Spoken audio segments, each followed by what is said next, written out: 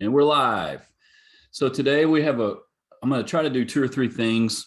And by the end of this class today, I'll have an idea if we want to try to meet one more time. And so I've got a pretty ambitious schedule this morning. I don't think I'll get to every single thing, but I'm going to try my best to get to as much of it as I can.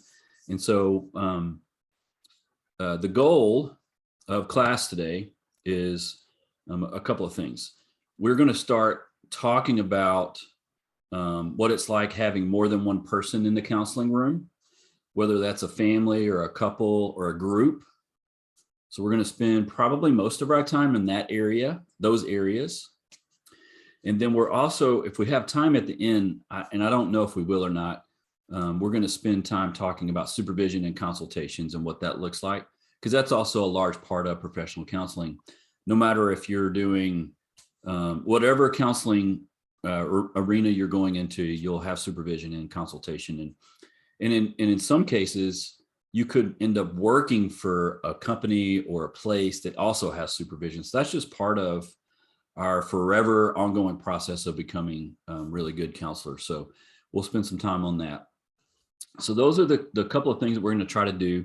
I'll be able to give you some tips and tricks from just my experience working with marriages and families and in groups. Some of you might love this, and some people are thinking, nah, I just want to work with individuals. That's fine. I think everything that we do will apply to anything you're going to do moving forward. So what I'm basically doing is taking about 4 chapters of the book and trying to shrink them down into a couple of hours so that we can kind of start chewing on some of the information. The assignment that was turned in last week, I'm working on those right now, and I should have those back to you. Everything that I've seen so far, everything looks fine. If there's something weird that you didn't do, or if it's totally off, I'll always give you feedback and tell you, hey, do this next time, or try answering it this way, or something like that. Everything should be fairly straightforward in terms of the answers. I know some of the questions might get a little tougher in terms of trying to apply some information that you're picking up in the reading, which is on purpose.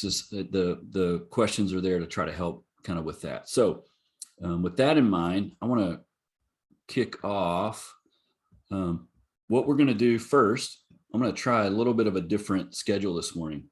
So we're going to have 2 times we're going to break out into groups, into breakout group rooms, probably 2 or 3 folks in a room.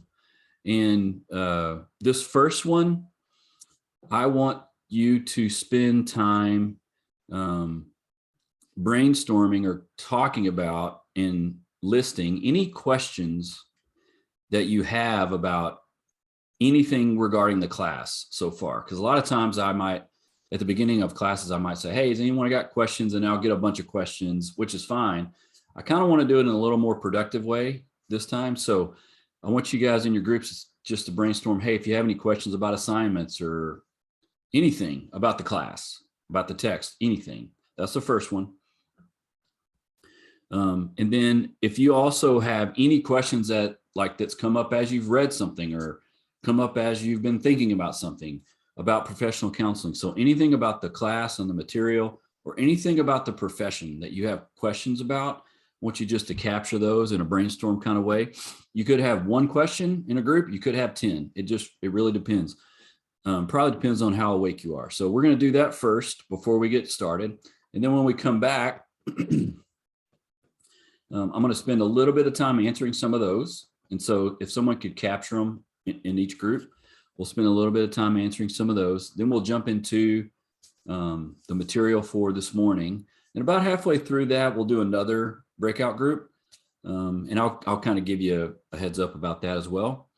So let me go ahead and put you guys into groups, and I'll pop in and out of groups just to make sure that everything makes sense. Let's see.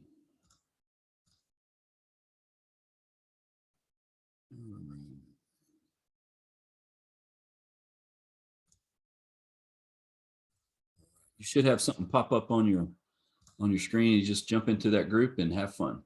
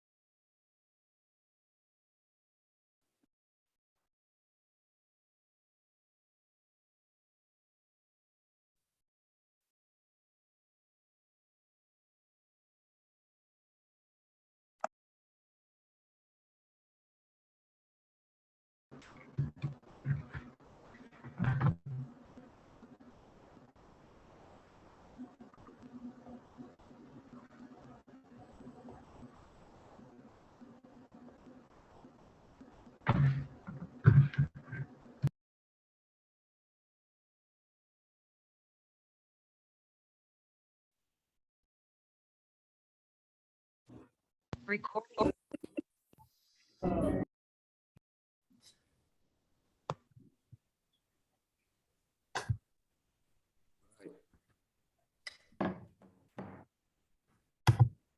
Try to give everybody a heads up because it just closes the rooms and sometimes people are talking. So it's always kind of fun if you're in mid-sentence. So I want to take a couple of minutes and address any questions that you might have. There could be carryover questions. So anybody want to throw a couple of questions out? We can do that for a couple of minutes here. Hi, I have a question. I just wanted to double check. I noticed on the syllabus that the attending these weren't a requirement, but then it shows on Moodle that there's a grade for it. So I just wanted to make sure if it is required to attend. That's not a grade. That's just a placeholder for the date. I think I took that out actually. None of these Zoom classes are required. You don't have to be. In all honesty, we used to never do any kind of Zoom at all for distance learning classes anyway. I just do it extra just because I think it's helpful. So they're not a requirement. If you miss one, it's okay. Like there's several people missing today because they have Saturday classes, either at Frisco or Garland. That's why I record them. So it's no problem. Thank you. Anyone else? Dr. Bedard, we had a question about counseling the profession here in Texas. And just like, for example, I'm learning about duty to warn and where Texas is different versus the other states. What happens if you have a client that's out of state that wants to use your service? And what happens if you have a client that's a resident in Texas and then moves away like internationally or to another state? Yep. I'm just curious about that. That's a great question. And so there's a couple of ways to look at this. Right now, the way that all of the ethics are written for every counseling profession, you can only see clients that reside in the state that you are licensed. So for example, if I'm licensed in Texas and New Mexico, let's say, I could see clients in Texas or New Mexico. But if I had someone call me or write to me that was in Oklahoma, I wouldn't be able to see that client because I'm not licensed in that state. The same is true if you have a Texas client, which this has happened to me quite a few times, where I'm meeting with someone that's in Texas, I'm licensed in Texas, we are doing a virtual meeting and that's great. And then one week they fly and they go to Illinois. I can't technically see them for that session because I'm not licensed in Illinois, even if it's just a one-time thing. So right now you can only see clients in the states that you're licensed. Does that, I think there was a second part, but did I answer it? That answers it. Thank you. Mm-hmm. And that's true for virtual, mainly these rules started to come into play because of virtual therapy. About 10 years ago, we really didn't have a lot of regulation. Like we could have phone sessions or video sessions with people if we wanted. And then they started putting some things in place. Like, for example, now with telehealth, let's say that you wanted to do teletherapy with people. You would have to take a class. There's a 15 credit hour class that you would take. And then you'd have to get CEUs to kind of keep that accreditation valid. And you can actually do that in your practicum. Like I've had several practicum students that have taken that because they had to do virtual therapy during COVID. And so you learn a lot of that back then. And then someone's asking I'm assuming if you can be licensed. Yeah, you can be licensed in as many states as you want. And every state has some nuances to their licensing process. For example, in Texas, it's fairly straightforward to do. California is a little different. You actually probably have to take a couple of classes and an exam. The same is true in Colorado. New Mexico is fairly easy to get licensed. You just kind of have to look, and all you'll do is go to whatever state board you're trying to get licensed with, and they'll have rules and regulations on how to get licensed with them. And they'll have like if you're in Texas and you want to get a license in North Carolina, they'll kind of tell you and walk you through a process about how to do it. So technically, you can have a license in as many states as you want. That's not a problem. The upside of that is you can see more clients. The downside potentially is that you are also paying all of the licensing fees for all the states because every time you renew a license, you pay a licensing fee. And so I've had other folks that I've worked with. I met someone at the seminar this week that's licensed in 10 states, and that's not uncommon now if you're going to do virtual, especially. So does that help? Hopefully. Yes, thank you. Any other questions about that? Yeah. We had a question about, I know for me personally, I'm not familiar with the APA style, being out of school for many years. Yeah. Do you like the citations to be in the paragraph or just referenced at the end? So for APA, you'll always reference everything inside the work. You'll never have a footnote or anything like that. You'll have a reference page, obviously, at the end, but you'll always write your citations within the paragraph, and you'll always write it after the sentence that you've written, right? I don't know if I've put this on Moodle or not. I'm going to put, because I don't remember if I did this or not for you guys. I've got a really good website that you can go to. I'll put it up on Moodle. There's a really good website that you can go to called Purdue OWL, and they have examples for every kind of citation, and they're very current as well. I used it even writing my dissertation for just general things. Now, if you're getting real technical, you'll need to get the manual, but nothing you're going to do for this class and most of the classes at Amerton are you going to have to get super, crazy with your citations. It's fairly straightforward in terms of what you guys would be citing. Basically, if you're citing just an idea, let's say from a book, and you're just condensing it down, you're just writing the author and the date after the citation in parentheses, and then the period goes after the parentheses.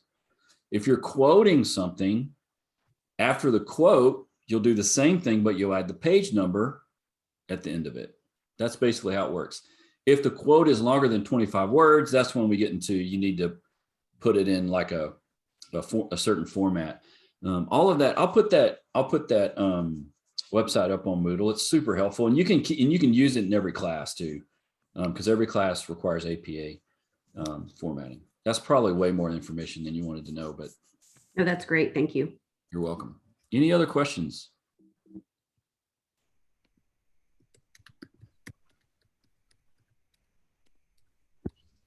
All right, let's jump in. So today, I feel like seeing everyone, and I don't like how this does this. Okay. If you're having trouble seeing it, just yell at me. Not literally yell, but pop on and say, hey, can't see it. And don't ever hesitate to ask questions while I'm going through anything. I'm going to do my best to go over everything that we need to know. And I'm going to put all these slides up on Moodle as well, so you can have them. But what I've basically done is, like I said, condensed several chapters into a couple of, kind of a condensed form. So we'll kind of just shove away here and see how it goes. On the outset of what we're talking about, I do want to talk a little bit about counseling skills. I know I hit this a little bit last time. I want to go back and touch over on a couple of things, because these are like basic foundational things that you're going to need as a counselor. And so you're going to take other classes that are going to go in depth into the skills, into theories, into even advanced. There's a class on advanced counseling skills and theories that you're going to take. So you're going to get plenty of good information and practice on doing these. But I just want to hit 2 or 3 that are really important as we go through. And so the first one that I always start with is listening. It's kind of important for us as in the counseling profession to do the best that we can about listening to people. If we're not good listeners, it's going to be hard for us. And so one of the things about listening is we all have the ability to listen, but we also need to really focus on what we're hearing when we're listening to people. And so there's a list here of like hindrances that and these are legit hindrances. My biggest, the one I work through the most, is the second one, anticipating what the client will say. I do that a lot in my head. Like I don't necessarily interrupt them, but I do that in my head a lot. And I have to work really hard to not do that. I have to work really hard to really take a step back and hear what they're saying.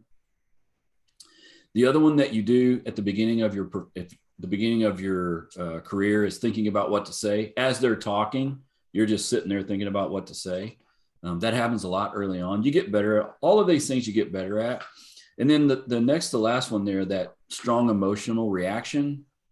We're going to talk more about that as we go through, but that is one that definitely is a hindrance to listening, because your emotions as a counselor, you don't want to transfer those on to, what the client's going through. And so being able to take a step back and listen is really helpful.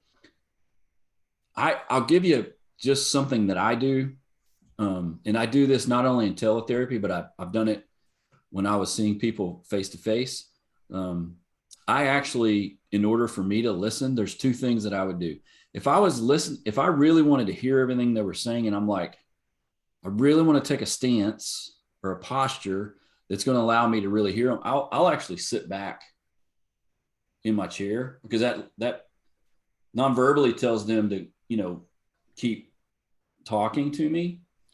When I'm really intently listening, and I also want to like work on a skill that they're learning, or I want to help them see something, I actually will lean in and maybe do something like that. That doesn't shut them up. It just means we're working on a connection, and we're working on something that they're kind of working through.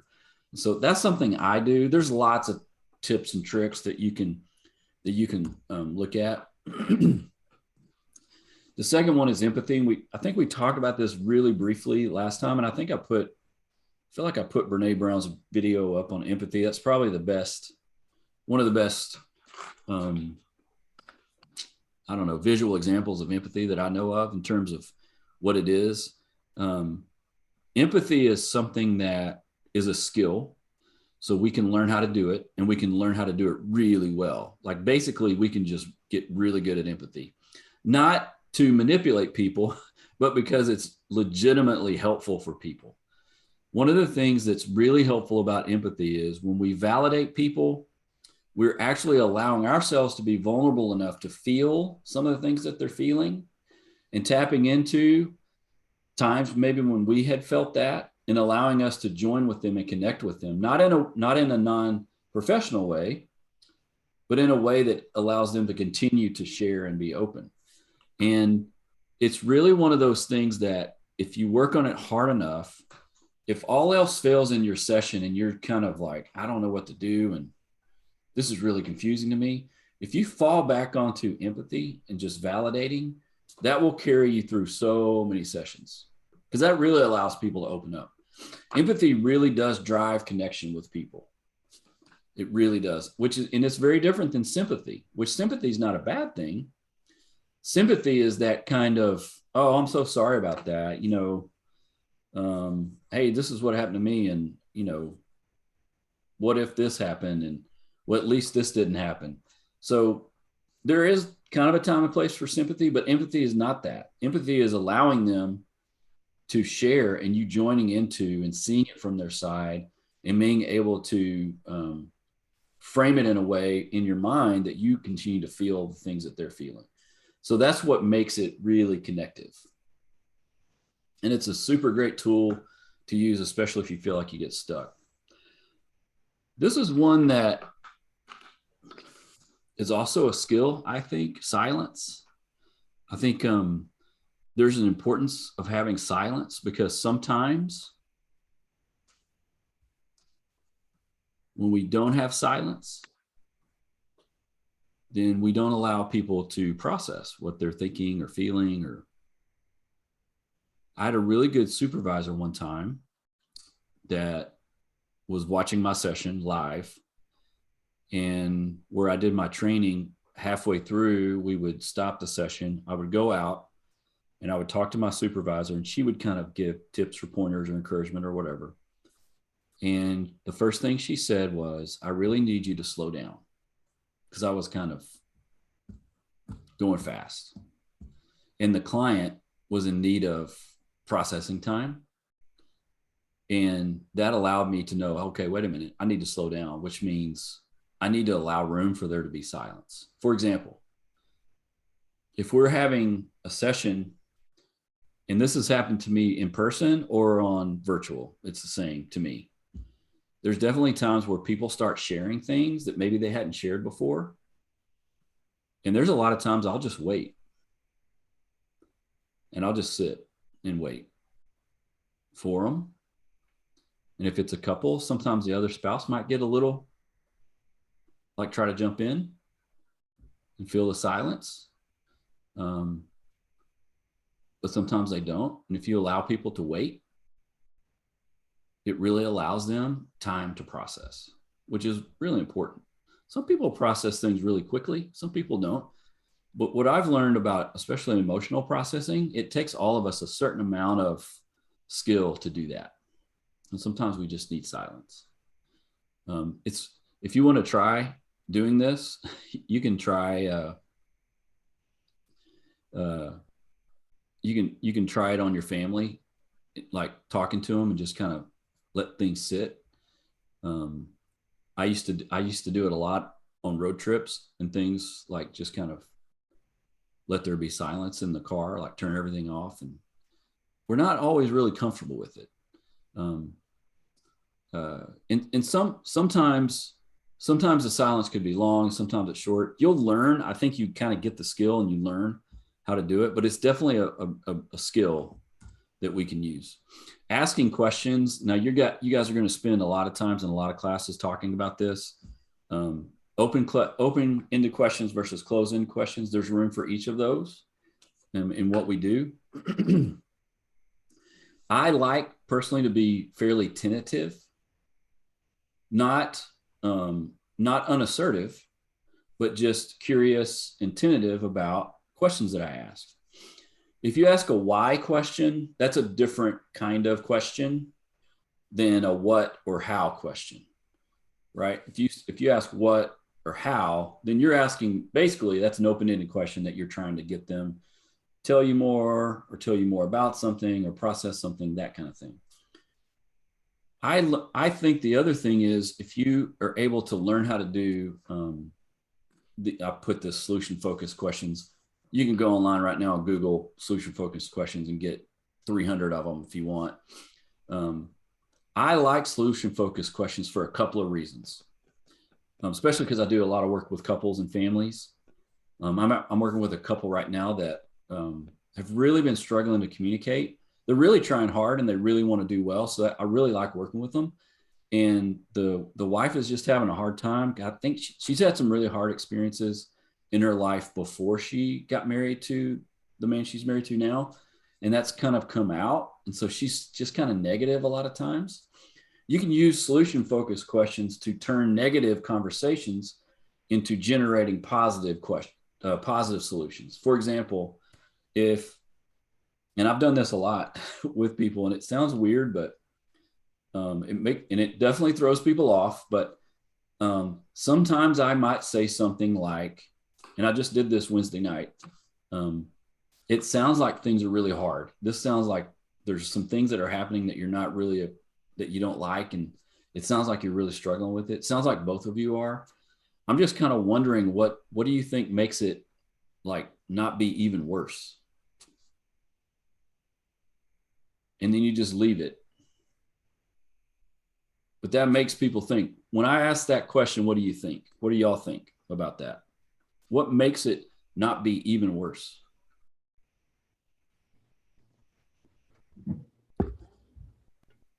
It makes me think about looking at what's good in the relationship, what is working. Right. And we, as in our profession, it's really important for us to try Because what I did was two things. One, it was just the conversation wasn't going anywhere. But two, we need to learn to reframe and refocus into a more of a positive direction, not ignore issues, but we're not going to get there going in the path that we're going. Right. That path that path people have always taken before they come see us is what got them to us.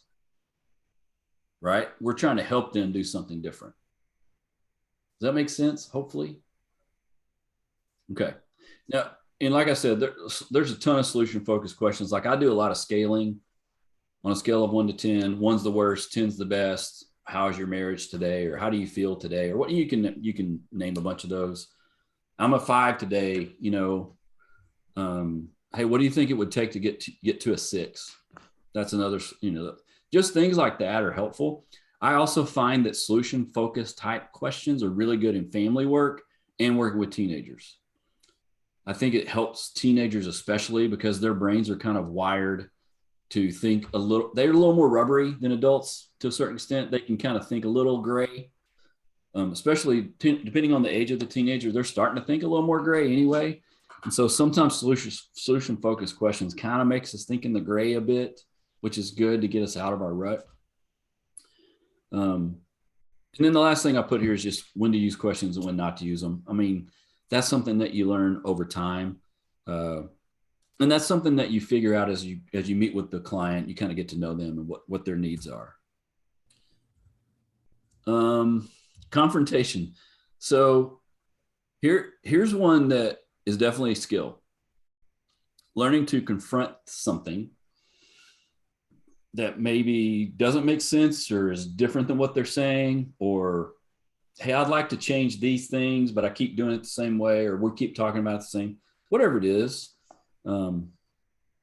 There's lots of ways to do this. You don't ever obviously want to do it in a really, critical way.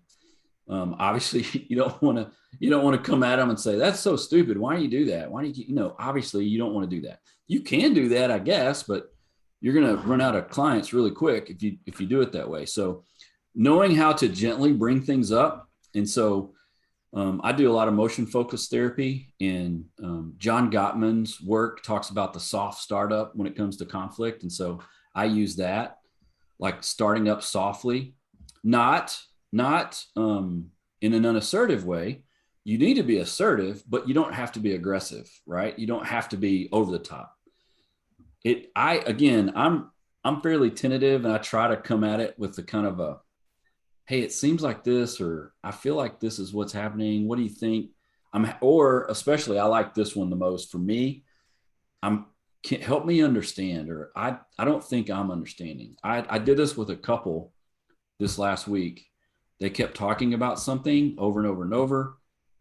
And I was like, guys, I am so sorry. I'm not sure I'm understanding, because what they were saying was two different things that were in conflict with each other and was not helpful for where they were trying to go. And that's what I brought up. This idea of you're saying this, but this is what's happening kind of thing. You can do it that way, or asking, hey, this seems confusing. Like I've had tons of clients, men and women, both, that really want their spouse to be close to them, but they do things that push them away, right? Like I really want your connection, not overbearing. I just want a connection, but I'm doing things that push you away. You can bring that up. Seems like you're wanting this, but you're doing this. And I do a lot of I'm very animated. My wife makes fun of me all the time. I'm very animated. I do that in session. I even do it virtually because I think that really helps people see things. Using irony, satire, and it really does take a high level of empathy to do that. Sometimes sense of humor, like especially if you're doing kind of something ironic. If you have a good rapport with your clients and you can kind of use humor sometimes, that really helps too. But it does take a lot of skill for us to confront certain things. Now, this one to me is interesting because our cultural world that we live in, especially in social media, obviously to me doesn't do this well at all. Like we are very quick to criticize. We're quick to be critical. We're quick to point things out in a negative way. We're not really quick to have conversation, to have civil discourse, to agree to disagree at times. And so this right here, to me, is a skill. If you can learn this skill, it can be used in lots of different areas of work and in life. This is just this is all in the book, kind of the stages of counseling. The rapport and trust building is the first stage, problem identification, understanding, goal setting, work, closure, post-interview stage. So these stages work at different speeds for different people. It depends on the clients you're talking about. I've worked in environments where we did really brief therapy, like 8 to 12 sessions, and we kind of worked through these stages fairly quickly. But then in my private practice, I might work through these stages a little bit longer, especially if I'm working with a couple. It's not uncommon for me to work with a couple 6, 8, 10 months. That's not uncommon. So these stages would be a little bit longer. But the client wants to get through these stages really quickly. I have a question about that. Yeah, go for it. Can you back up? Thank you. So do you have clients where it's just kind of almost on a maintenance level where they just come to see you kind of as needed? Mm-hmm. And how do you, do you have anything to speak to about that? Yeah, that's a great question. I absolutely do. My typical, like that post-interview, like closure, the stages 5 and 6 for me look like once we get to a place where we've already been meeting, let's say every other week, and we might stretch that out even farther, like every 3 weeks or once a month kind of thing. What I typically do is if we meet once a month, I might do that for 2 or 3 months and then say, hey, what do you guys think about, hey, let's meet in 3 months or 6 months or something like that. And then I definitely have had clients that we did every stage, went through all of it, and then we terminated. And then maybe 2 or 3 years later, they call back. Hey, I've got this issue. I just kind of want to talk it through with you or talk about it. And we've already kind of gone through these other stages before. And so we can kind of jump in and grab whatever issues going on, and I can talk through it with them. It's not uncommon for people to do that. When I worked with adolescents a lot, I did that with adolescents a lot. I would work with adolescents when they were younger and kind of work with them. And periodically they might come back or their parents might come back over time. That happens a lot too. But for me, closure looks like once they can go 2, 3, 4 months without having to see me, and they've got the skills that they need to kind of do whatever they need to do for their life. Basically, I've worked myself out of a job, right? So they don't need me anymore, which is great. And so they'll kind of go on their way. So that's kind of how I do it. I have met with people like, hey, let's meet in 6 months. We meet and they're kind of taking a couple steps back. We might meet for a little while. They get their footing again. We might meet another, in 3 months or 6 months later or something like that. I've done that a few times, but most of the time by the time people are really terminated, hopefully, your hope is that they can do whatever they need to do and they don't really need us anymore. So Beth, does that answer your question? Hopefully. Yes, sir. Thank you. Yeah, good. That's a good question. Really Can I good. ask a question? Yeah, absolutely. Can we go back to listening skills? I just have a question. So I am not I'm a natural talker, not listener. Yeah.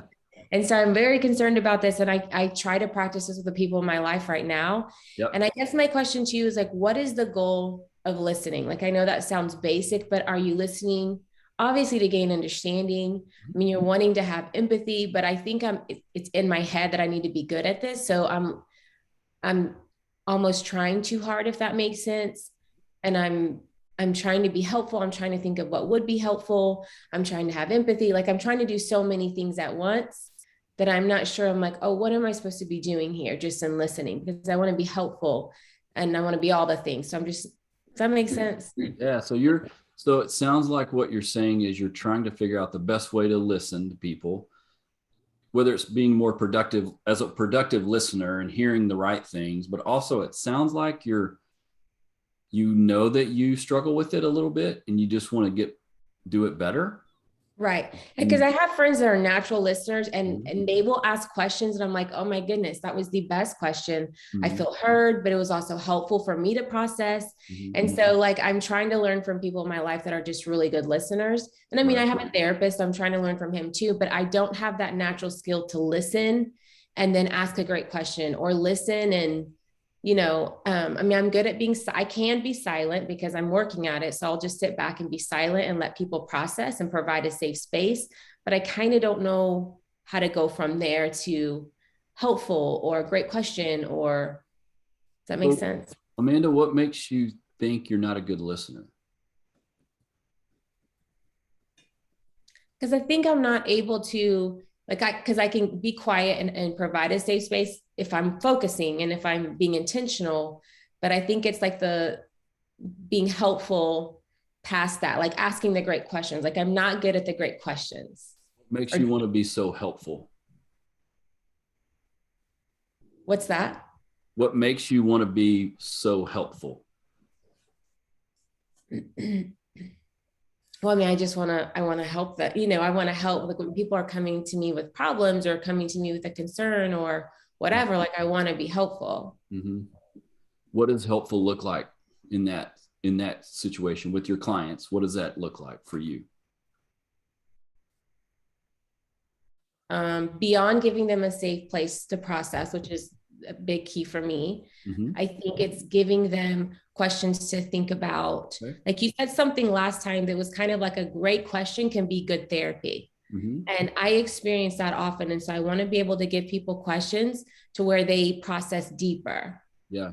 Or that they're like, oh, aha, they have their own aha moment without me interjecting, like, Gotcha. hey, let me give you some insight here, which Right. would be my natural bend, right? I have got lots of insight, but I want to be able to give them like the great question to where they're walking away feeling like, oh, yeah, wow, that was so helpful Yeah. to So think about what on their own. so what makes you want to ask these great questions is the aha moment for them, for sure, and then being able to process it for themselves. And it sounds like you're worried you can't do that, or you won't be able to do that, or something. Correct. Okay. Okay. And just feeling like that's a really, really important skill for a counselor. Like Mm-hmm. maybe the most important, besides being empathetic and creating a safe space. I think, so this could be wrong. I think that's what I'm asking. I think the next thing is, can you ask great questions? All right. So And I don't think I can. yeah, let's take a step back for a second. Okay. Tell me how you feel right now as we're talking about it. I mean, I feel fine. Okay. Like relaxed.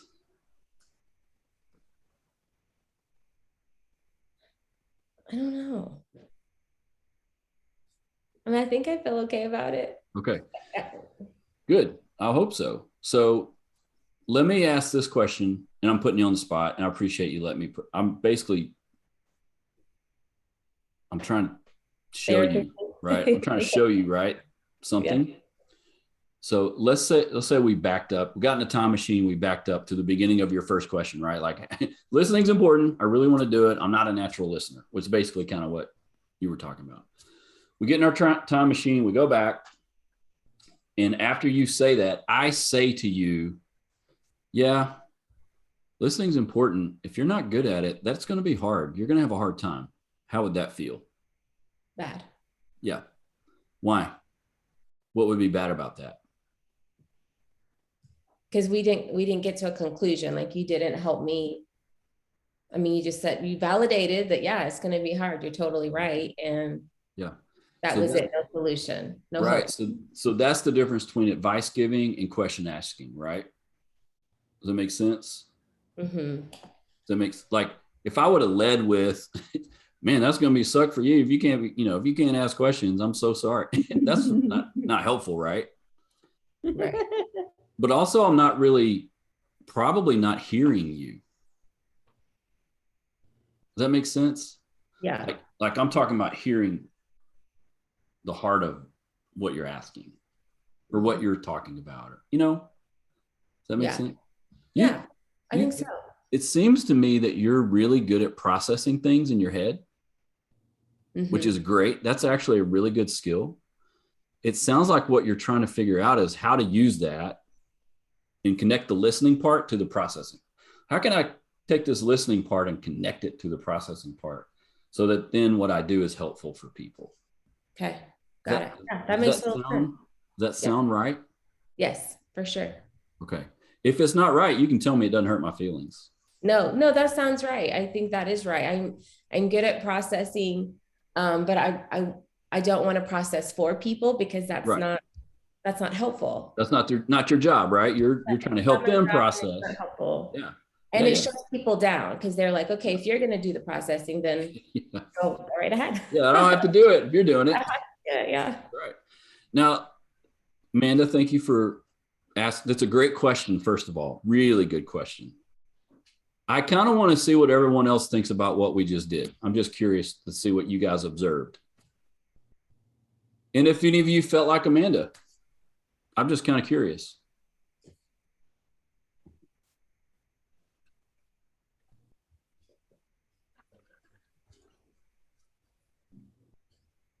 I'm the only one. Rich. Sorry, I totally get what Amanda is saying about the formulating the really good questions that get people to think and process for themselves. I have a friend that always asks really great questions.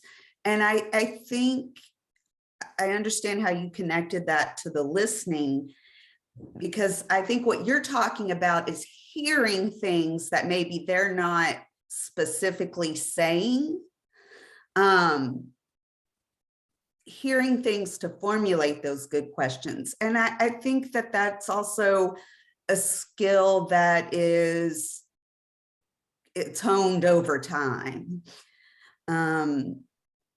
But yeah, I get what you're saying completely with that, because sometimes I'll hear a question like, well, why didn't I think to ask that? But I think that over time, that's something that will get better. Yeah. Absolutely. Absolutely. I want to say something else, Amanda, real quick. And everybody, because you're bringing up something I'm sure other people feel or thought, or, I mean, it's, you guys are going to get way better. And I know you're going to get better, Amanda, because you care about it. Like you're thinking about it right now. That means you care enough about it to get better at it. Does that make sense? So I know you're going to get better at it. Yes, thank you. I'm going to send you guys I'm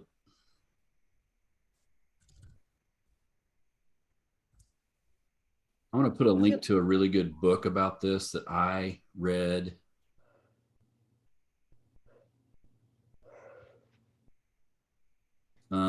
About 30 years ago. I feel like every time I talk, I date myself, but this book is like phenomenal and changed my view on a lot of things. Yeah, here it is. I'll just put the link in. I'll put the link in the chat. It's called The Lost Art of Listening. It was written quite a few years ago, and this is the third edition. So I think it came out in the 90s, and it's kind of been updated. I actually need to read this again now that I think about it. This book is really good. So, and keep in mind, I was kind of running through these counseling skills really quickly. You're going to spend a lot of time on some of these specifically in other classes, but I really appreciate the questions. So any other questions about any of those things that we just talked about at all? I wanted to add something. I feel like you already answered her questions, Tom, and the question by showing her how you paraphrase, how you understood her issue. So you basically paraphrase it. It seems like what you're telling me is this, this, and that. You already basically show her that you did listen to her, you did understood her. Yeah, that's what our first step is, right? We want to know that they, first of all, are we hearing what they mean to say? Right. So if Amanda would have said that at the very beginning, and I would have said something like, very important, I don't know. It sounds like you're great. It sounds like you're a great listener. It sounds like, I don't know what you're worried about. That'd be like totally, you know what I mean? Like totally weird. I wouldn't have been clued in. So Yeah, I think a lot of this is why it's a skill, right? So skills take time to learn. Basically, you're practicing a new muscle, and listening is, to me, it's like we want to work out the listening muscle. So it's a great idea to practice that muscle on people. You can do that now. You can practice that all you want. You know.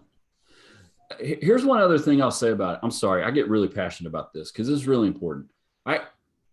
There is a difference between asking what and how. See, I asked Amanda a lot of what and how questions versus why. Why do you feel that way?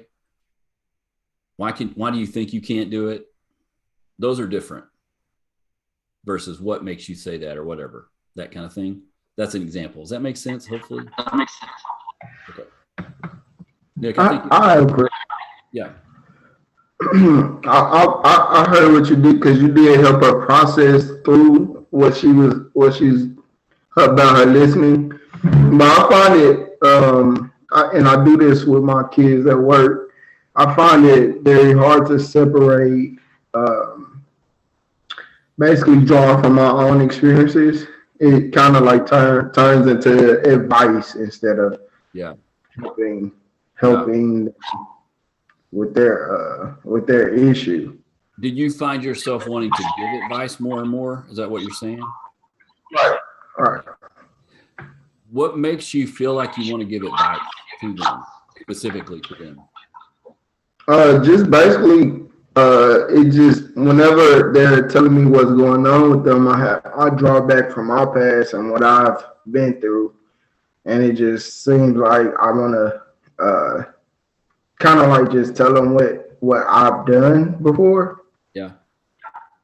And you don't want them to repeat it? What I've done in the situation. Mm-hmm. What I've done in the situation that helped me. So. Gotcha. So I don't know if it's necessarily bad to give suggestions to people sometimes. That's not necessarily a bad thing.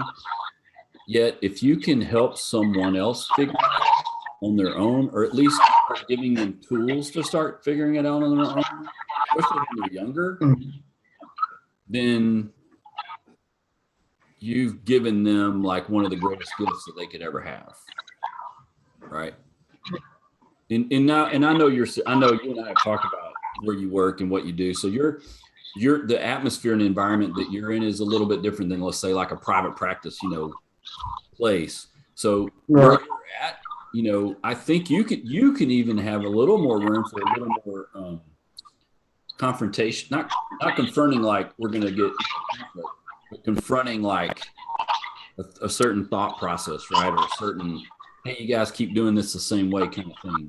I think in where you work, you have an opportunity to do that. Does that make sense? Yeah, it does. Yeah. Yeah.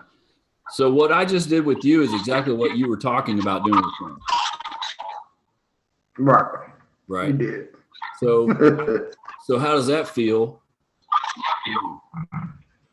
It helps because I'm able to. I can see that I am able to make them confront whatever they're going through head on. Yeah. But at the same time, I don't know how they process it. Right. That's what kills me because it's most of the time it's short stints. Right. Right. And it's on to the next. Right. Yeah. Your where you work is different.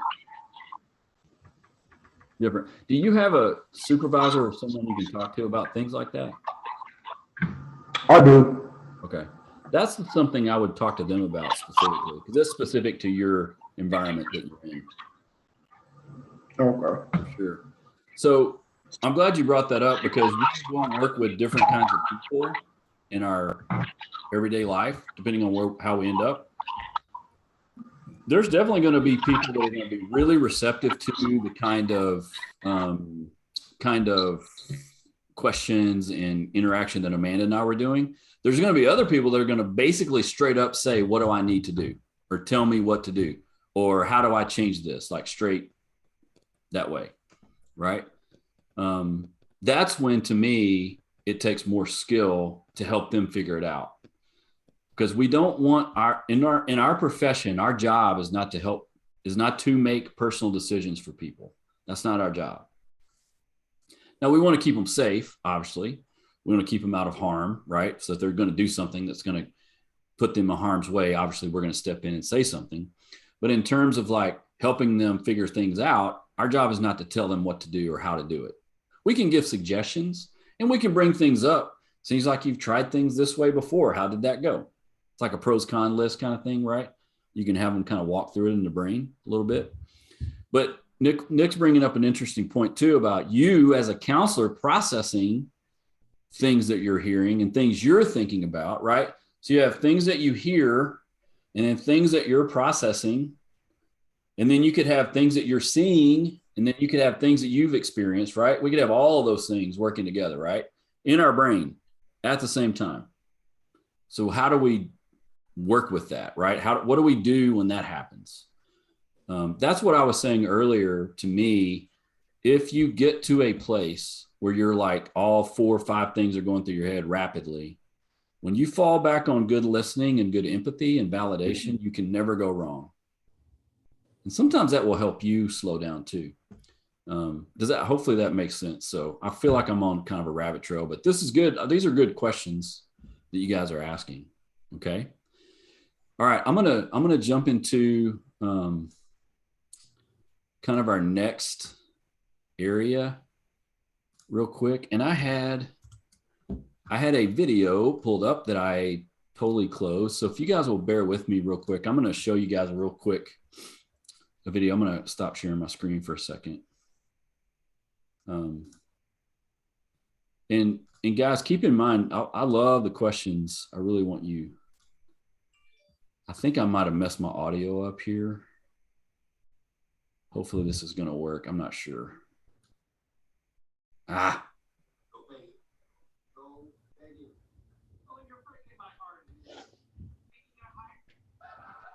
Hold on a second. All right, let me see if I can share this real quick.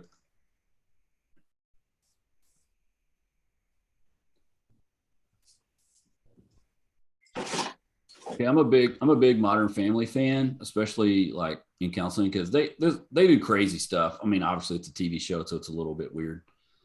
Can everyone see this first of all, hopefully? And then let me know if you can't hear it. I'm gonna actually turn it up a bit. Hopefully you can hear it. And I'm gonna let this run for like a minute, and then we're gonna talk about a couple of things, and then we're gonna jump into working with couples and families. Can everybody hear it?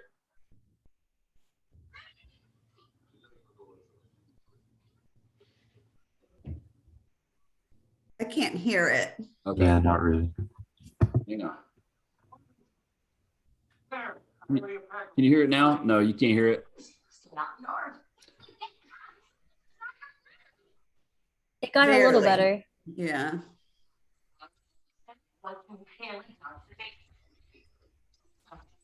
I came out for a weekend visit.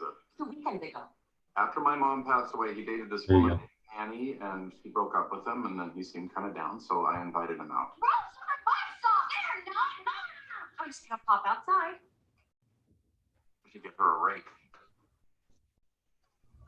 All right. I don't know if y'all can hear that, but that's a good example of things that come into our office.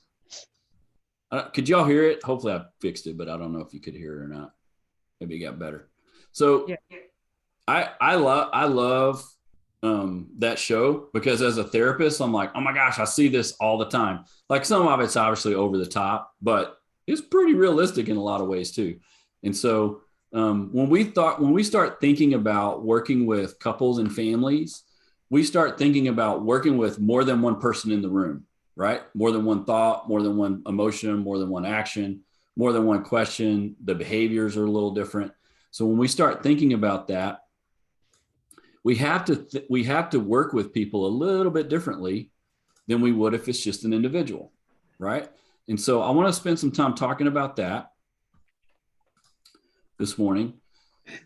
The first thing about working with couples and families, if you become a marriage and family therapist, especially, you'll dive into this world of systems. I personally think systems theory is really helpful in a lot of ways, not just as a marriage and family therapist. And so if you have a chance, even if you're not going the LMFT route, to take Dr. Hubbard's couples class, he dives into this a lot more. I really wish we'd offer a class like this because it would be really helpful. But I want to talk about systems theory really briefly and give some insights into it that help us when we work with couples and families, right?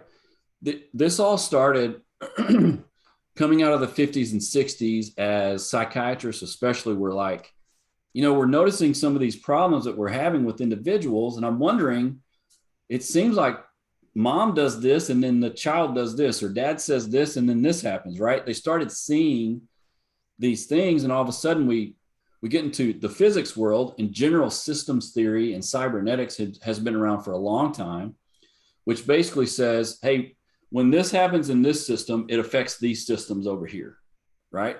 So if one thing happens here, it affects this thing over here. That's the bait. I'm giving you guys like a 10-second definition of something that's really a lot broader than that. And I've done this in other classes. And so if I've done this with you before, this will be a good reminder. But if you take a piece of paper or anything in front of you that you can write on, and all you'll do is write your name on the piece of paper and then put a circle around it. And then all you'll do is put every other person that's more closely connected to you, let's say in your own house. If you live alone, that's fine. You can put friends in there, right? Just put those people around you, right? You can put circles around them, that's fine. From there, I want you to pop out like work. You could put people or jobs or whoever in another circle. And you could pop out farther and say, here's my extended family or where I grew up. You could put all of those things in there, right? So all of those circles impact other parts of you. Some impact you more deeply than others, or some have a deeper impact than others do, right?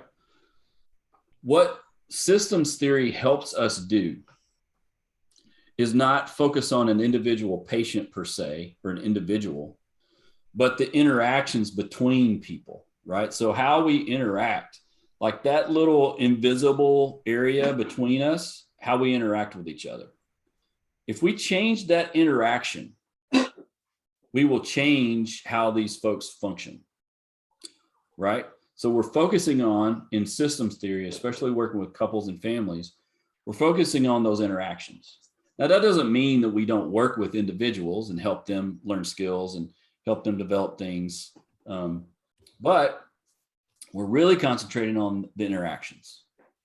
So for example, when we first, I just did that. When we first start thinking about those systems and how they interact, we can think about things like rules, hierarchies. Okay, so rules can be written rules that families kind of know. And then there's unwritten rules that families know, but they're not written down. You just know them. For example, if you work with a couple or a family and they're newly married, let's say, and they've just gone to their first big family thing, and they come into your office and you ask them about it, and one spouse that hasn't been a part of the all the family will say, yeah, they just do things different. They did this and this and this, and I didn't grow up that way. Well, there's unwritten rules, right, that this family already knew that this new spouse doesn't know yet. Does that make sense? Sometimes that's not a big deal, but sometimes it's a big deal. Sometimes it feels like that spouse is being left out or something's wrong. So those rules can be overt or covert. We want to bring covert ones out, but you want to talk about the overt ones too. Now, Watzlawick is the communication person. There's some really good books by him, and you can look at these the tenets in the book. They're all in the book that you can kind of look through. But he did a good job of bringing in communication theory and how it works and what it looks like when we work with marriages and family. And again, you're going to learn a lot about a lot of these things as you continue to move through your studies here at Amerton. But there are a lot of times when couples bring in their own individual, like unfinished things that have gone on in their life, and they bring it in themselves individually. So I've got one person that's got that, and I've got another person that's got that. We come together and we got a bunch of unfinished business, and it's impacting us, right? And so family members are the same way, but when we work with couples, we're really thinking about how they communicate with each other, what it looks like, how they do conflict, what that looks like. Just off the top of your head, what do you think would be the top 3 most conflictual topics that couples come into therapy to talk about? What do you think? Money. Christine? Communication. What? Communication. That cannot communicate with each other. Infidelity. Say that again, Nick. Infidelity. Yep. Kids. Parenting. All right, so money, sex, and parenting.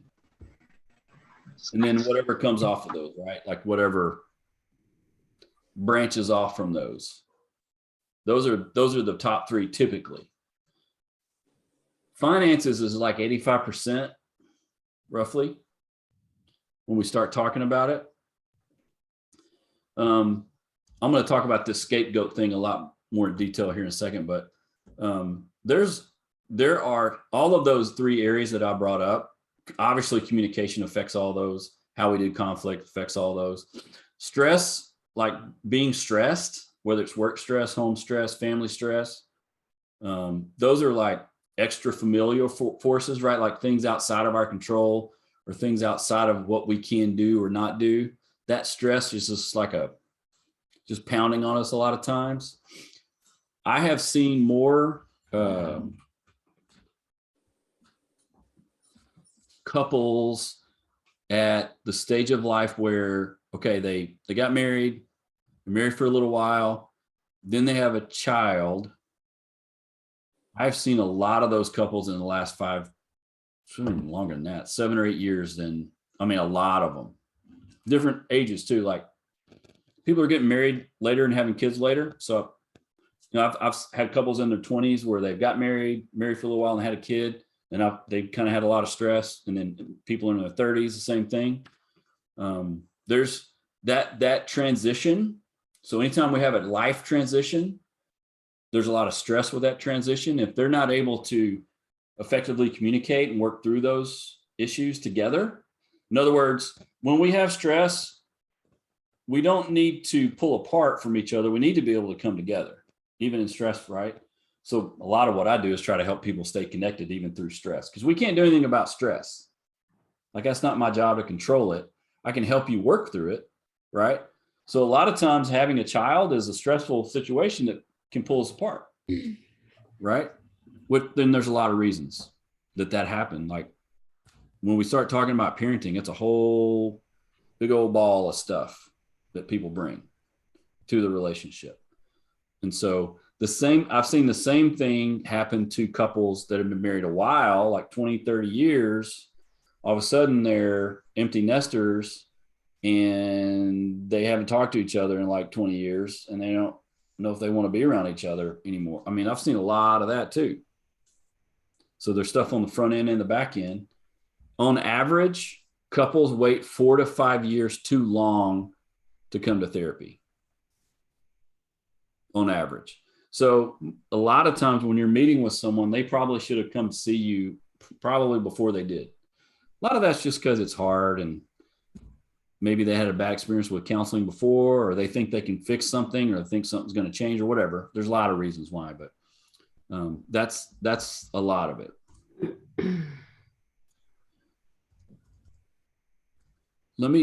Um, let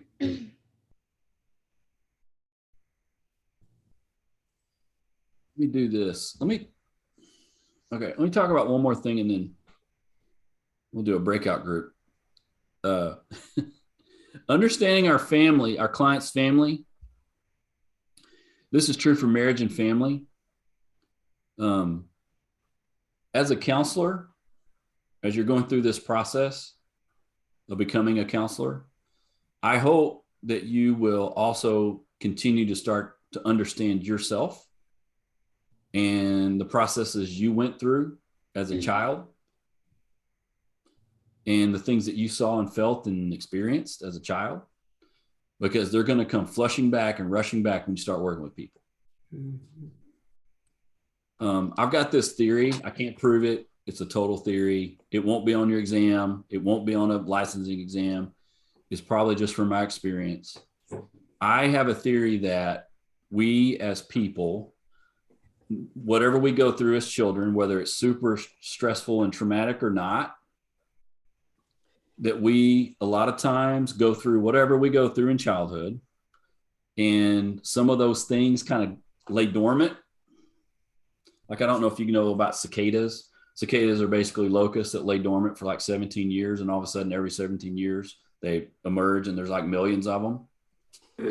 I think some stuff we go through lays dormant. And then when we get into a relationship that gets serious, whether we get married or we just live with them, all of a sudden all that crap starts coming out. It's like starts seeping through. And then we have kids, and then it's like a full-blown rush of crap coming out that we're either able to handle or not. It could be the stress. It could be, there's lots of different reasons. That's my theory about it. I've seen so many dads struggle to be parents because of things that were undone or unfinished from childhood that they weren't even thinking about. But as we get into it, start digging through it. I've seen 65-year-old men in my office, as we're talking, start crying because of something that happened to them when they were 12. And I'm not talking about necessarily super traumatic things, just interactions that they didn't get, let's say, or something that happened, and all of a sudden they get scared about something. I've seen 30-year-old men do the same thing where they're all of a sudden freaked out they can't be a dad because of something. It happens with moms too. It's just different with moms because for the most part, most moms have kind of grown up thinking about having kids. Most dads don't grow up thinking about having kids, mostly, right? And so there's just things that happen that kind of come to the surface when we get into these situations. Sometimes marriages do that, and sometimes having a family does it. It's not a bad thing necessarily. It's just something that happens. Again, this is totally my theory. I have no research to back it up. I don't have time or money to do a study about it, but I feel pretty confident about it because I've seen it a lot. Does that make sense, hopefully, to people, maybe?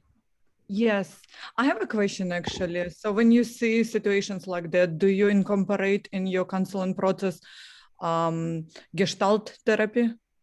So sometimes, but I do a lot of experiential things with people. Like I do a lot of like with couples, I don't typically give them homework, like interactional homework, until we've done it in the session. Let's say like we're working on communication. Like we'll do a really specific communication skills building thing, let's say, in the session, and then I'll have them do it outside the session. So I do a lot of experiential things, and I do a lot of in vivo or in the moment kind of work with people because I'm emotionally focused for the most part. So I do a lot of, that's why I asked Amanda a while ago, how's this feel right now? I wasn't doing it to be ironic as a counselor. I literally want to know, like, because our emotions are really powerful change agents for us. So if we kind of know how we're feeling and thinking about something, it helps us to grow and get better. And so I do a lot of that, probably more than anything, I would say, in my own practice. I don't know. It's probably, I don't know. It probably comes from just my experience and what I learned. But Gestalt, this idea that the whole is greater than the sum of its parts is really basic systems theory, right? That's why I had you guys write all those things down. Like every part makes the whole, right? Not just one part makes the whole, every part, which we haven't talked about families yet, but we're going to. I'm going to jump there. But I do want to take some time right now and do a breakout group. And so you probably won't be in the same group you were in before. Might be in a little different group. But here's all I want you to do in the groups for the next, I'm going to give you 5-8 minutes, something like that, to do this with each other. And this is total brainstorm, total like, I've got just enough information to be crazy and dangerous with my clients. I want you guys to generate 4 or 5 questions that you could think of that you would want to ask a couple if they were coming to see you, like if you were looking at them. And you can use the modern family couple if you want, I don't care. And then I also want you to go ahead and generate 4 or 5 questions that you might ask a family. If you had a family in front of you, let's say a family of 4, we'll just keep it easy. A mom and dad and, son and daughter that are 12 and 13. Let's just keep it easy, right? So 4 or 5 questions you would ask a couple, that are there to see you for the first time, and 4 or 5 questions you would ask a family that are there to see you for the first time. All right. And then as you're generating those questions, you might have other things you want to ask, and that's fine too. And we'll spend a little time doing that. All right. All right. And I'll pop in and out of the groups again to kind of, you're going to be in your same group. Awesome. Except I'm going to move.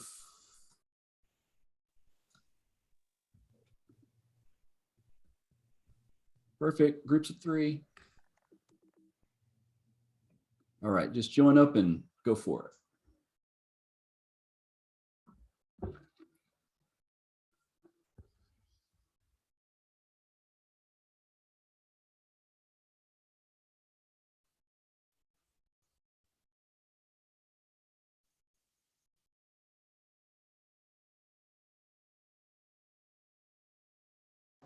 It didn't give me an option to go into the group. Oh, sorry. You guys came in late. I'm sorry. Some of you guys came in late. Let me assign. Some of you guys came in late. All right. You should see it in front of you now. There you go.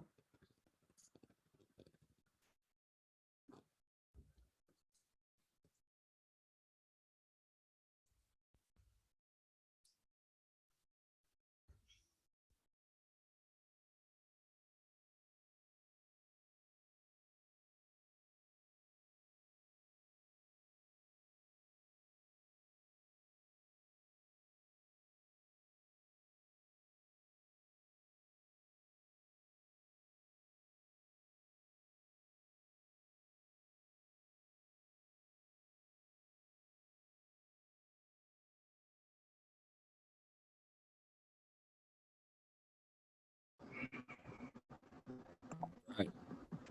I think we're getting there. We got almost everybody. Okay. Hey, good conversation. I mean, I heard a bunch of good conversations going on. What? Let me ask this question and this is just open-ended. What do you think would be the difference between working with couples versus working with families? I mean, you could talk about it based on the questions you asked or what you're thinking. What do you think? It's more pattern of interaction because it's more people. So you need to, number one, you need to make some structure when you begin to speak with all of them, because they will begin speak probably all at the same time. All at once. So you need to make some rules that how we go to interact here. Right. So number one. And number 2, it's more stories, more pattern, more stuff, more information. So it's need to somehow organize. Right. So you have more of everything. Yeah. What else?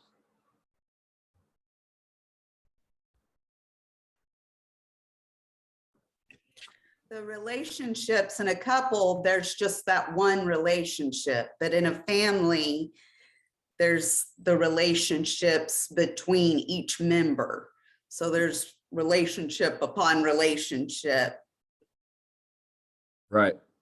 Yeah. I think the big thing, like what you guys are saying, when there's more people in the room, sometimes we get over, as counselors, we might feel like we would get overwhelmed, which is understandable. I think I was in with Chloe and Amanda. I was saying I had 7 family members one time or something. The way that helps me the most is to remember that you don't have to necessarily like keep every single thing in mind. You're looking at interactions first. That's the first thing, or lack of interaction. And there are tools that you can use that will help you with the learning what those interactions are. Like in my counseling assessment class, we talk a lot about family sculpting or mapping, genograms, that kind of, there's a lot of things like that that you can use that will help you figure those things out. Same thing is true if you're working with a couple too. So I'm curious to see what 4 or 5 questions everyone generated when it comes to working with couples.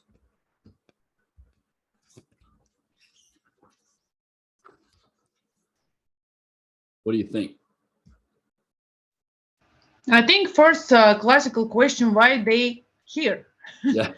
So Yeah. begin, if it's we speaking about first session, so we need to ask what exactly problem they have, why did they visit counselor, if they visit before counselor, if it's I first or I'm second or third. So yeah, first of all. Yeah, good one. What else? We talked about asking them what their experience with therapy is, like how do they feel about being here? Have you been to therapy before? What's your experience? We talked about if in a family session, kids, like if you asked a child, what's your experience with therapy? They might say none, or they might not know how to answer that. So asking them, how do you feel about being here? Yeah. Is something that kids might be more equipped to answer. Yeah, my parents dragged me here. That's why I'm here. Yeah, we want to know stuff. That's good. Any other ones? What is your expectations? Mm-hmm. Good. Good. How about one more? One that we put on both of ours was like, what does it look like when you spend time together? Trying to get an understanding for the dynamics, and do they spend time together, quality time in either situation? So that's good. That's good. I like to ask questions like, who's the comedian kind of questions, or who's the serious one, or like, especially in a fit family kind of thing with kids and everything. Those are good. Good. So I like the idea of everyone starting to think through, like, whether you're going to work with couples and families or just individuals, to me, it doesn't matter. You need to start thinking about, hey, how am I going to talk to these folks? Or how am I going to, this goes back to something Amanda was talking about at the very beginning. I'm going to be learning how to listen and process. So what kinds of questions are good? What kinds of questions do we need to know? Some things are contextual, right? We need to know the context, like, why are you here? And tell me about your life, and tell me about your relationship. How did you meet? Those are things you're going to ask. But you're also going to want to ask interactional questions, like questions like, what does it look like if, or how does this work when these things happen? So you need to start thinking about those, and you can start thinking about those questions now, because eventually you're going to go from being in a classroom to a session with people, and you're going to be working with people and asking questions and trying to understand. It's my first session with couples and families. I spend most of the time, and I tell them this at the beginning, hey, I'm probably going to ask a lot of questions the next couple of times because I'm trying to understand. A lot of times I'll frame it like this. I'm interested in your life and where you're at, but I'm just like dropped in the middle of your life. Like I'm dropped into the middle of a movie and I don't know anything about the plot or the setting or the characters or anything. So I'm trying to understand kind of where I'm at. And so if you can help me understand anything that you can tell me that helps me understand, The quicker I understand, the quicker I can help you. And obviously you're asking them what they want help with. I've never met with a couple in 12 years ever that didn't lead with, we want help with communication.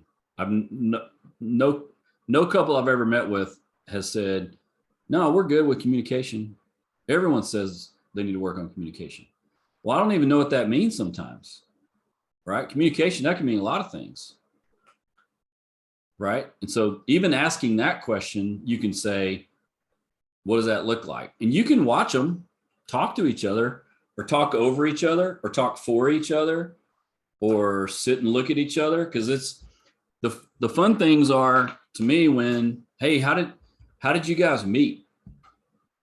And they instantly look at each other like, who's going to, are you going to talk about it? Or am I going to talk about it? Why don't you take this one?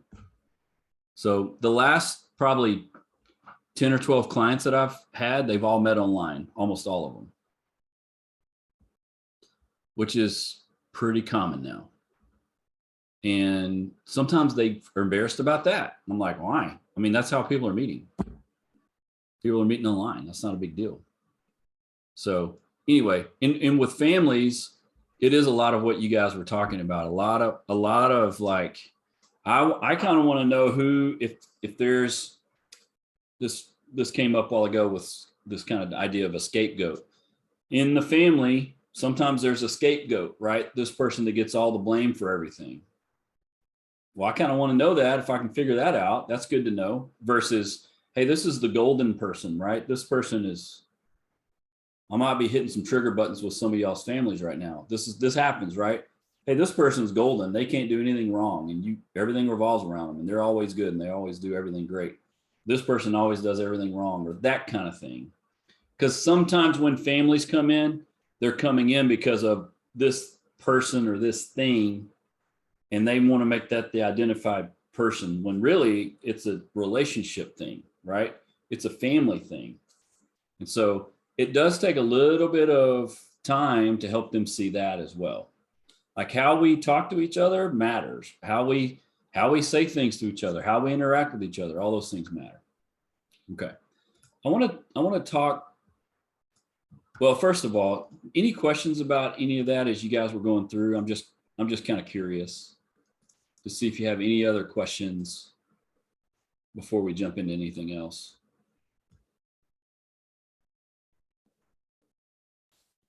Do you ask that question or you figure that out yourself, like who's a scapegoat, who's a golden child? Yeah, I don't usually ask it directly. I usually wait because you can usually see pretty quickly. Okay. That's why I like to ask kind of what I would say are kind of unassuming questions like, hey, do you guys ever play jokes on each other? And like, who does that? Or if you're going to go out to eat, who chooses? Or is there anyone that doesn't like to go out and do much? Or is there people that always want to go do things? Or, I mean, any question that you can get them talking amongst themselves, you can start to see. Sometimes you can see who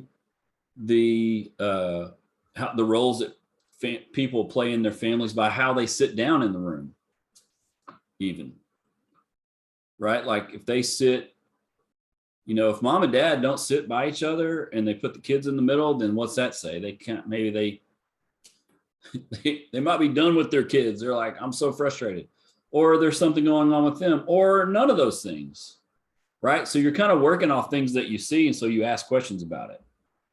Like things that you see in front of you that you're like, hey, I kind of want to know about these things. Or when I asked this particular question, these two members of the family kind of looked at each other, kind of rolled their eyes. I might ask about that, right? Like it seemed, and when I do things like family sculpting with families, I like to start with the person that has the least power in the family and let them go first.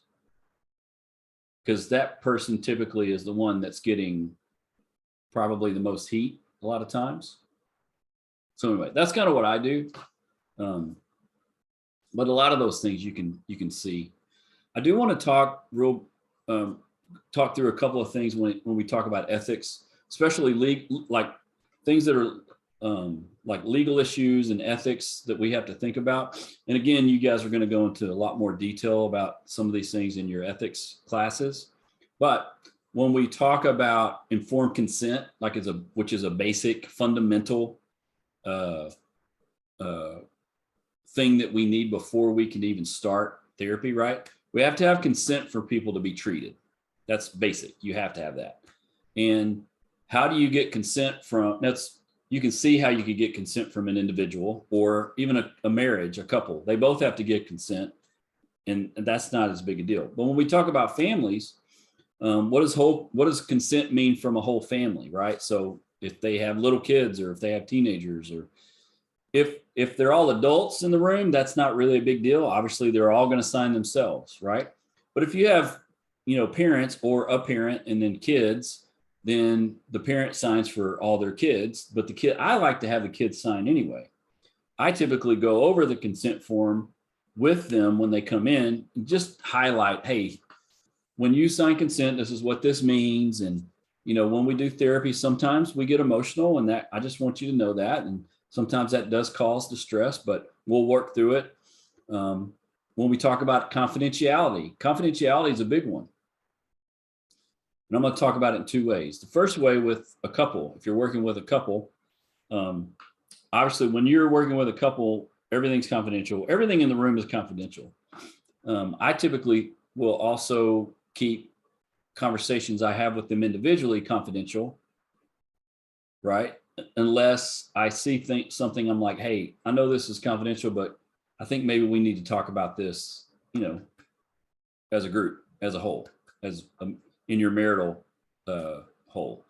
It doesn't happen very often, honestly. Most couples that I work with, first of all, I don't meet with them individually a lot to begin with, because I'm a systems thinker, so I want to meet with them together. I don't meet with them individually a whole lot. But when we think about families and confidentiality, we have to make sure that things that we talk about are confidential.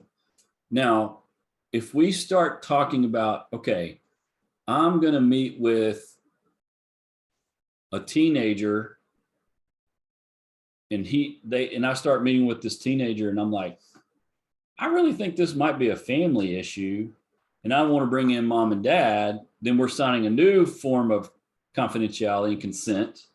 But everything I talk with him about is confidential, right? In other words, until especially if they're 17 and up, which in Texas, 17 is kind of this gray area. 18 for sure, everything's confidential because you're age of adult or age of consent. But when we talk about working with teenagers, especially, sometimes there's some blurred lines there because parents might want to know what you're talking about. And that's not, if you, obviously, for obvious reasons, if you just go tell them everything you're talking about, then they're not going, they're not going to trust you and talk to you. And that doesn't make sense. So there's ethical standards that we hold, which are principles that guide our professions.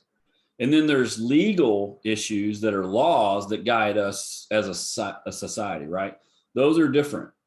Sometimes they overlap, but sometimes they're a little different. So one of the things that I also point out when we start talking, I don't know if I have it on this next slide or not, when we start talking about ethical things, it is important for you to know the laws around things like custody.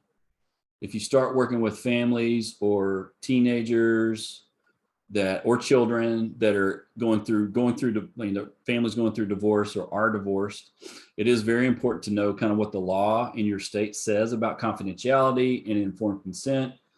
So for example, when I work with teenagers that their parents are divorced, and it's usually one parent that would call, set up the appointment, I have to have their divorce decree to know who has the rights to get health care for this person, right? And I need consent from both people. Like that's just something that we have to do. Same thing with kids, if you have kids that go through that. If you don't have that, like I've had clients show up and they didn't bring their custody agreement and they didn't get consent from the other parent, I don't see them, because I could lose my license because of that. And I'm not going to do that. Right. So, and again, you're going to talk about these things in depth, but you need to know what the laws are when it comes to custody and our ability to see people or not see people. This idea of insurance fraud is kind of an interesting thing, because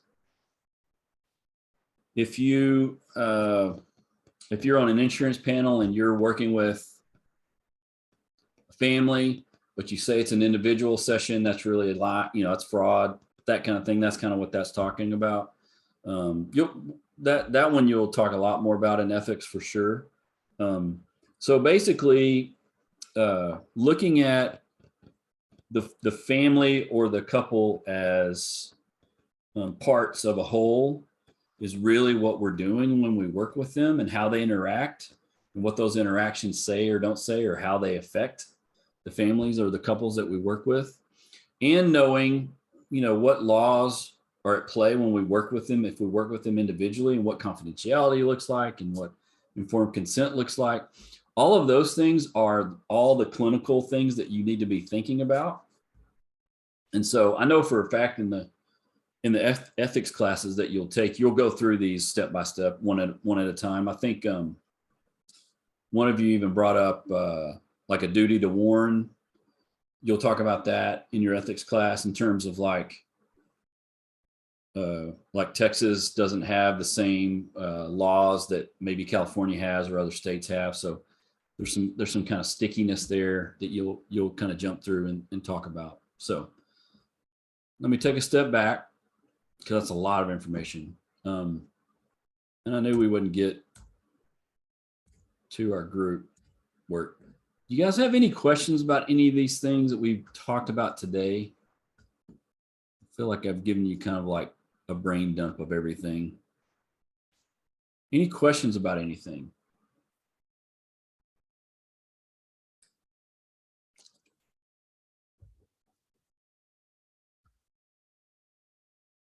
Right. Any questions about anything about the class? We got about 5 or 6 minutes here. I kind of had a question about class. Is there a way we can communicate with our other classmates? Because I found myself last weekend doing the homework, and I was trying to figure out some things, and I kind of figured out last minute, because we do have the classes basically every other week. It was 2 chapters that I totally did not get into. Okay. And I was having a hard time with it last minute. And I kind of wanted to ask some of my classmates on some of the things, but I kind of felt like it was too late. Okay. So is there a way we can communicate? Yeah.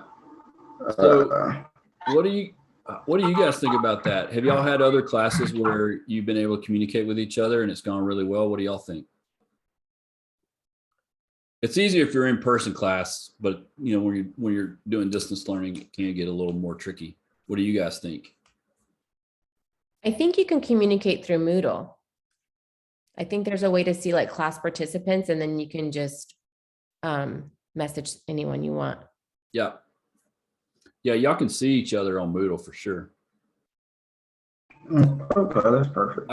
I can put a forum up on Moodle, like just a professional counseling forum that you can jump on and ask questions and see each other that way. I can do that too. I've had classes that it just depends on what the class is, I guess, but I've had other classes where people have met like on Zoom to talk about things too. I mean, it really just depends on what you guys are comfortable with and what you have time for. So I think it's a good question. It's definitely something that we have to be more intentional about when we don't meet face to face, for sure. But I'll put a forum up on Moodle, like professional counseling questions forum or something. I'll put it up there today. Better write that down.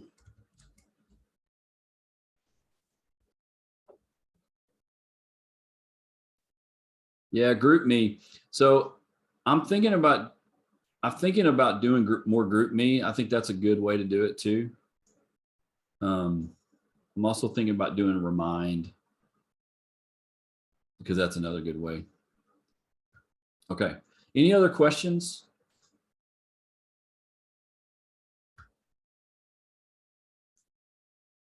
All right. Hey, thanks for showing up and getting up and showing up and talking. And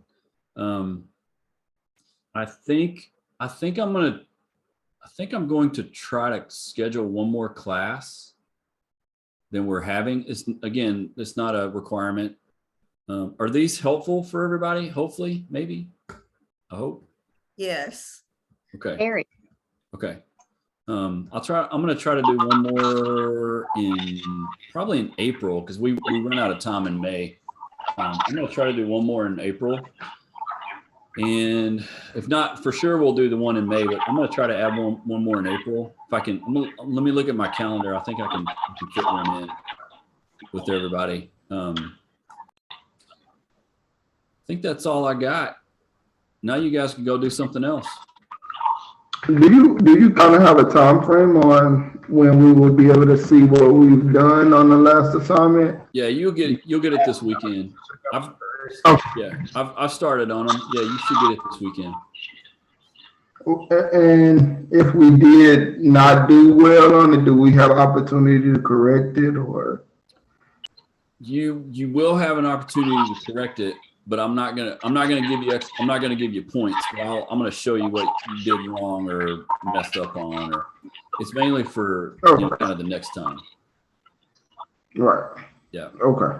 All right. Hey, and just as a reminder, the interview with another mental health provider, you definitely want to start, if you haven't kind of been thinking about that, you want to be thinking about that too. All right. All right. Have a good weekend, everyone. You too. Bye. Thank you. Bye-bye.